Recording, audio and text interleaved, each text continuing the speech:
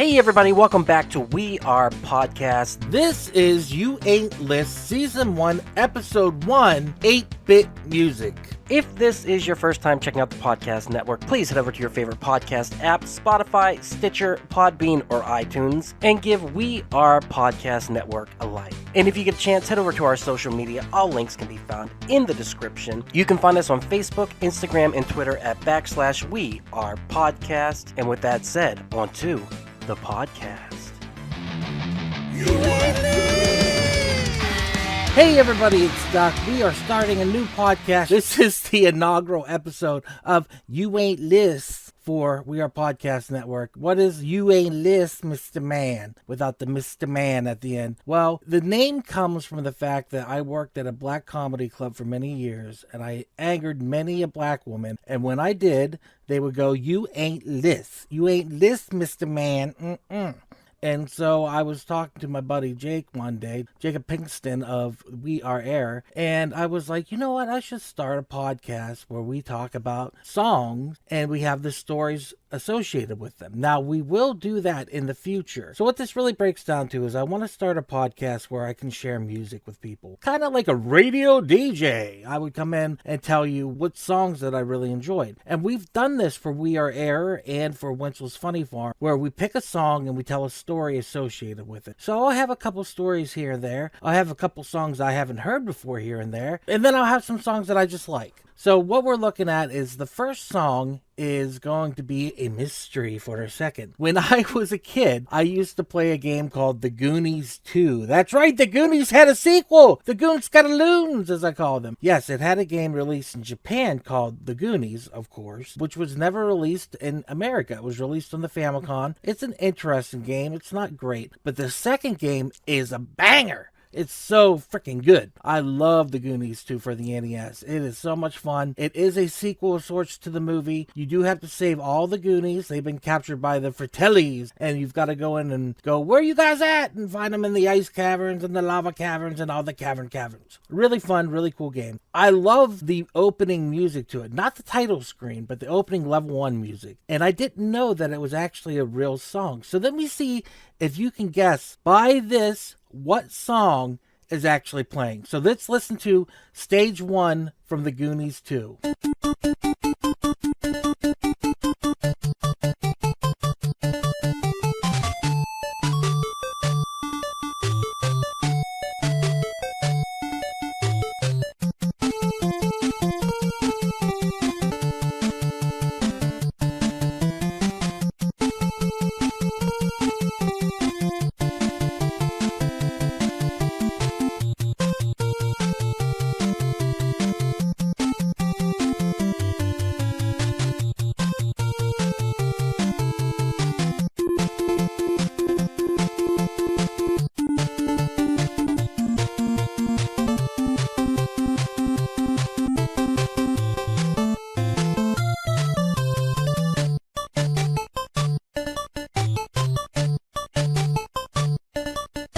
So freaking catchy, so good. So what is this song? As a child, I played the game and I had no idea that it was actually connected to a real song that was done by a huge artist at the time. Did you guess it right? Did you? It's Cyndi Lauper with The Goonies Are Good Enough. That was directly from the movie, played in the movie, had a music video that had the pirate ship and all the kids on it. I don't think Sloth is in the music video, but I might be wrong. But anyhow, Cyndi Lauper had a major hit with this song, so let us listen.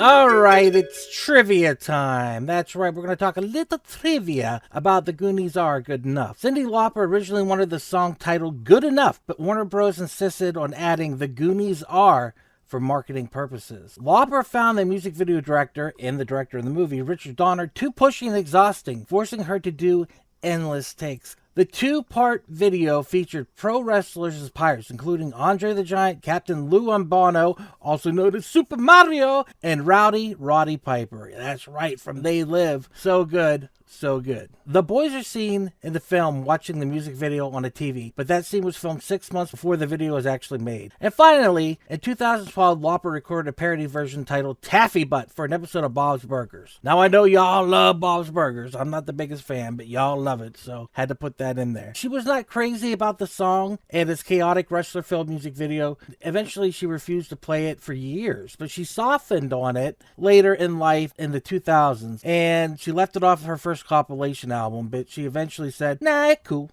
So that's a little bit about the song, The Goonies Are Good Enough. I love that song because of the NES game. So let's move on to our next one. Right now. Hey everyone, it's just Duck jumping in here real quick to say thank you so much for checking out the podcast today. If you're enjoying it, head over to your favorite podcast app, Spotify, Stitcher, Podbean, or iTunes, and give We Are Podcast Network a like. And if you get a chance, head over to our social media. All links can be found in the description. You can find us at Facebook, Instagram, and Twitter at /We Are Podcast. And with that, back to the podcast. All right, moving on. So the next song is actually the inverse of the first. I found this one on accident because I became a huge fan of Thrice in the mid-2000s. Thrice, Thrice, is my favorite band. Hands down, I love their music. I love that they've changed their sound and progressed so much over time. They began as a scruffy punk band and then became more of an indie folk band as they moved through. But there was a period where they did kind of like rock metal, emo screamo, if you will, and it really was good stuff. That was the Artists in the Ambulance album Into Yes! Yeah, but this album was their first album, and so I got into listen to a little bit of everything, and this track is simply titled T and C. I love the opening of this song. I love it. It's a really fast, palm muted, super fun, right? So let's listen to the song.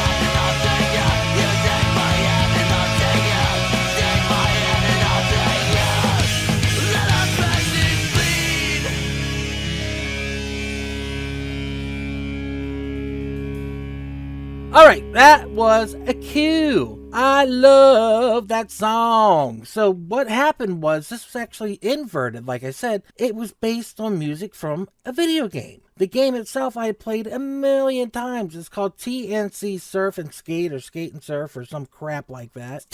I was completely wrong. It's TNC Surf Designs. Yeah, where you play as a monkey and a guy with a Muchika mask, which is the mask that you get in Crash Bandicoot, even though they're unrelated. We call it Muchika because Jesse Barty's nephew used to say Muchika, Muchika when he was a little kid, and it was so freaking cute. So anytime I see a tribal mask, I call it a Muchika mask. Probably racist. Don't really care. But yes, such a good song. So let's play the TNC song real quick from the video game.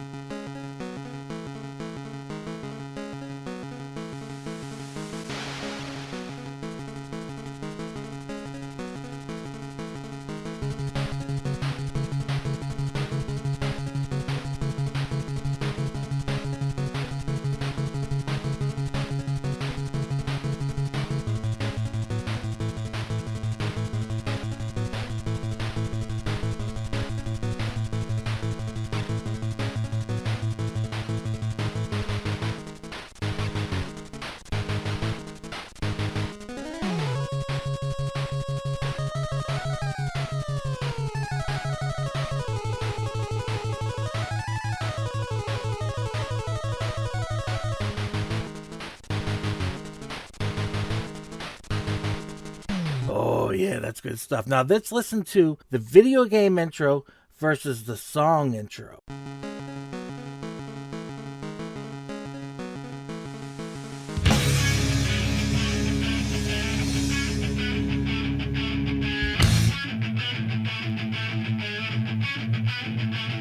Oh, yeah, Ducky like a lot. So freaking good. I don't even know what to say.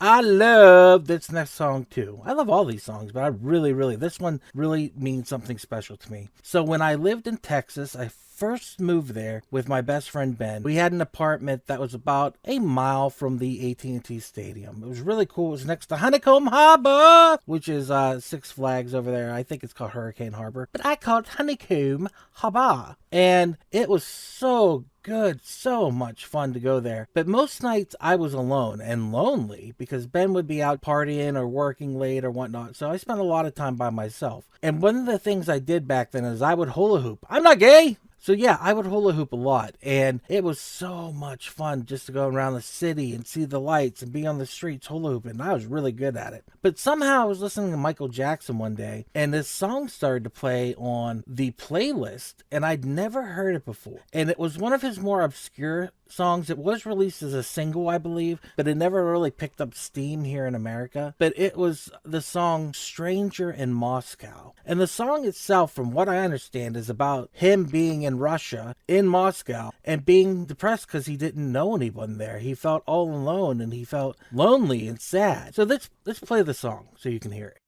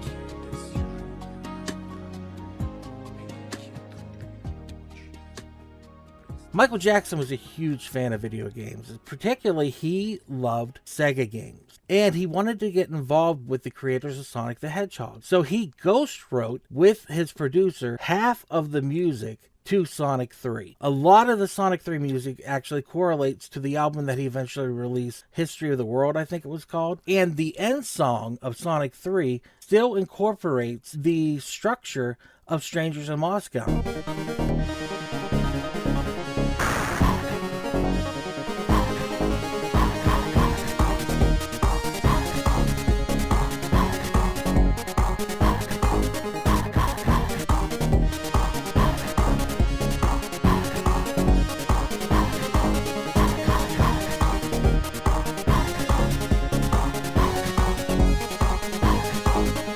Alright, you heard it. You heard Strangers in Moscow, 8-bit basically, 16-bit, whatever bit. It was a bit. But let's see what happens when somebody takes both of those and mashes them up.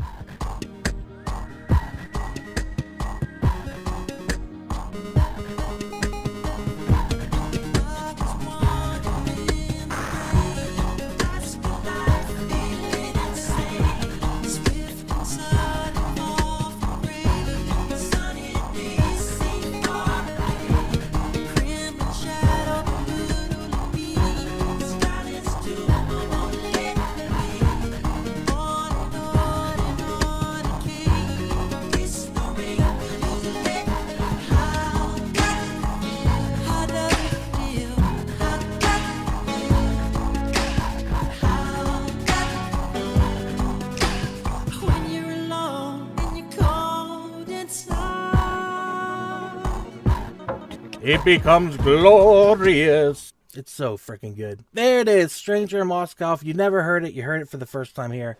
Absolutely beautiful. Trivia time! Stranger in Moscow was written in a hotel room in Moscow, Russia during a rainy day in September 1993. The lyrics "swift and sudden fall from grace" directly refer to the fallout from the 1993 child molestation accusations. The song was created very quickly, with reports stating Jackson worked out the chords and melody with keyboardist Brad Buxer in just an hour and a half. And finally, the video game connection. An early instrumental version was potentially created for the game Sonic the Hedgehog 3 before being adapted for the History album. While it was a hit worldwide, it is Jackson's lowest charting single in the Billboard Hot 100, peaking at number 91. Hey everyone, it's just Duck jumping in here real quick to say thank you so much for checking out the podcast today. If you're enjoying it, head over to your favorite podcast app, Spotify, Stitcher, Podbean, or iTunes, and give We Are Podcast Network a like. And if you get a chance, head over to our social media. All links can be found in the description. You can find us at Facebook, Instagram, and Twitter at /WeArePodcast. And with that, back to the podcast. I frickin' love Metroid. I say it weird. I say Metroid, like Christopher Walken coming right at you right now. I don't know why I say Metroid weird. I've always said it weird. I don't even know what I'm doing wrong saying it, to be honest with you. So when I was younger, and I'm talking like 16, I found this super cool, awesome remix on ocremix.com, which stands for Overclock. And they take a lot of Nintendo games and they create these awesome, possum versions of them, right? So this is a super cool remix, and it doesn't have a comparison or anything like that. I just want to play it. Here is Metroid OC Remix Techno version. Oh yeah, get out your glow sticks. Get out your glow sticks. Here we go.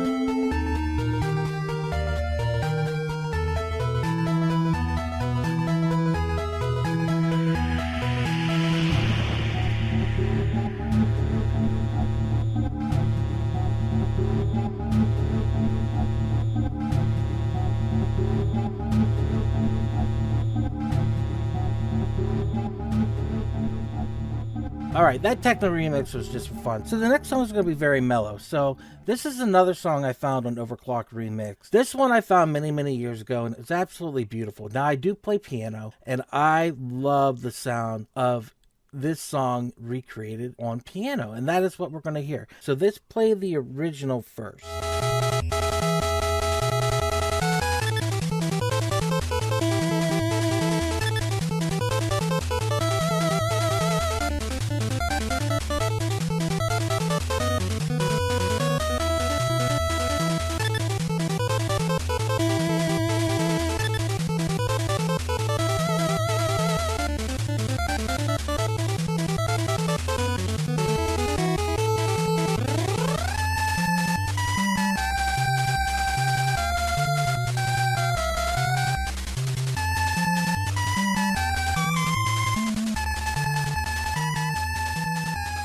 Alright, that's the 8-bit version. Very cool song, very catchy, very melodic. Now, I have found a piano version of this song on Overclock Remix. It's called Cutsman Sonata, and wow, will it blow you away. It's so freaking good. So check this out.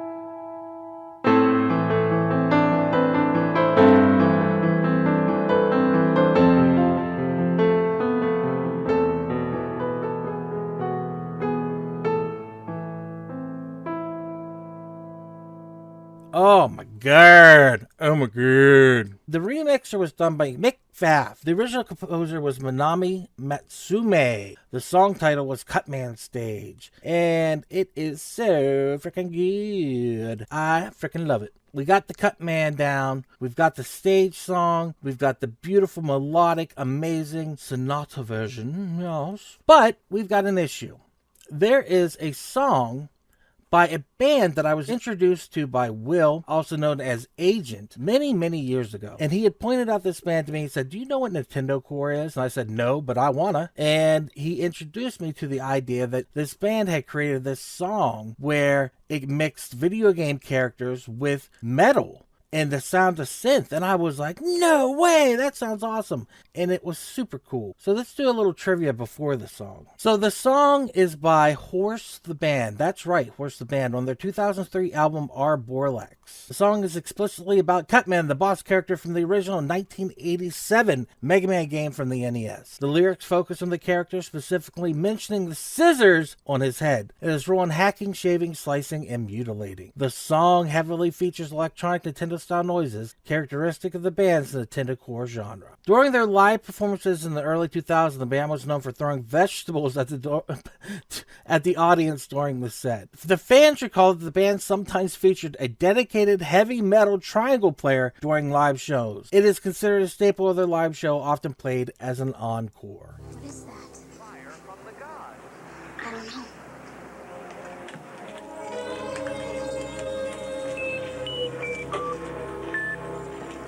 Power glove.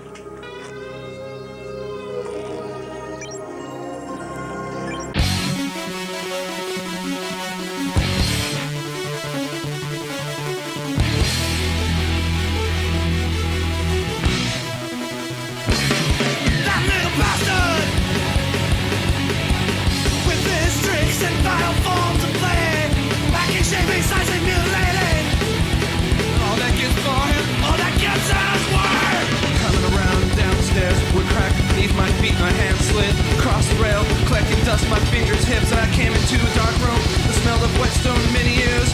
And there was a robotic retard, blank, empty stare. Was a handle, android man, at the size that I am. Scissors on his head, scissors on his fucking head.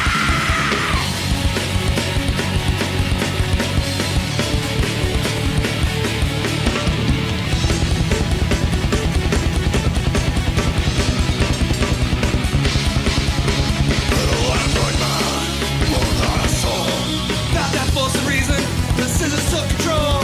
Little awkward man, on that. In your vicinity, he'll cut you apart. Here comes, run down. Just again. Don't look back, turn behind. Here's your peace of mind.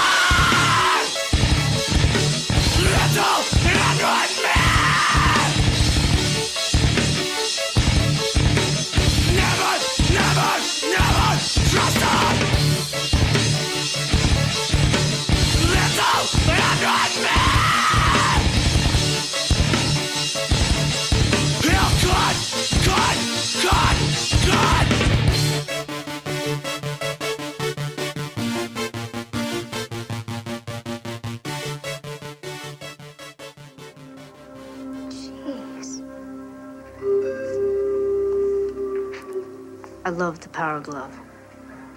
It's so bad. Oh my God! Oh, that was amazing. I love that song so much. I think that's it for this first inaugural episode of You Ain't List. Because you ain't listening to these songs, and you need to be. Broaden your spectrum, open up your horizons, listen to everything across the board. Music is beautiful. Music is the art that we live in. It's the soundtrack to our lives. And it really does represent a time and place sometimes in our lives that we'll never get back, but we have these amazing memories attached to songs. So when I listen to all these songs, I have moments that flash back to me, and I'm like, wow, this was really cool. Oh, wow, this was happening during this time. Or, oh, wow, I shared this song with this person. Or, oh, wow, I love this song. It puts me in the right headspace. It puts me in the right mood. That's why I love music. You can paint with so many brushes, whether it be country music, which I know y'all hate, whether it be hardcore metal. If you like war, you like war. I personally don't like war, but they put on a hell of a live show. Like what you like. Please share music with other people because it's so fucking worth it. And with that said, I hope y'all will join me on the next episode of You Ain't List. Thank you so much. Have a good day. And there it is. Thank you again so much for checking out the podcast today. If you enjoyed it, head over to your favorite podcast app, Spotify, Stitcher, Podbean, and iTunes, and give We Are Podcast Network a like. And if you've enjoyed this podcast, you're going to love the other podcasts here on the We Are Podcast Network. We have We Are Air, where we talk movies, entertainment, whatever the fuck we want to talk about. That's me and that's Jake breaking down that pop culture, and we're having so much fun. And don't forget to check out We Are Bagu, a video game podcast where we talk Atari to Steam and everything between. Heroes, Gyros, a Dungeons and Distractions side quest. Me and the boys were playing some D&D. You can start that one from Season 1, Episode 1. It's a blast the whole way through. And I Hate Being Sober. Personal stories from epic people. I sit down with some of my favorite people of all time. We talk about their trials, their tribulations, and their journey this far. And finally, our live video podcast, Camp/Horrorcast, where we're going to have a roundtable discussion about our favorite horror movies. That'll be available on Twitch and YouTube, streaming every Monday at 8 p.m. Check the links in the description to find out what movies we'll be watching. Also, check the links in the description for our social media. You can find us at Facebook, Instagram, and Twitter at /We Are Podcast Network. With that said, thank you so much for checking out the podcast today. We'll see you next time.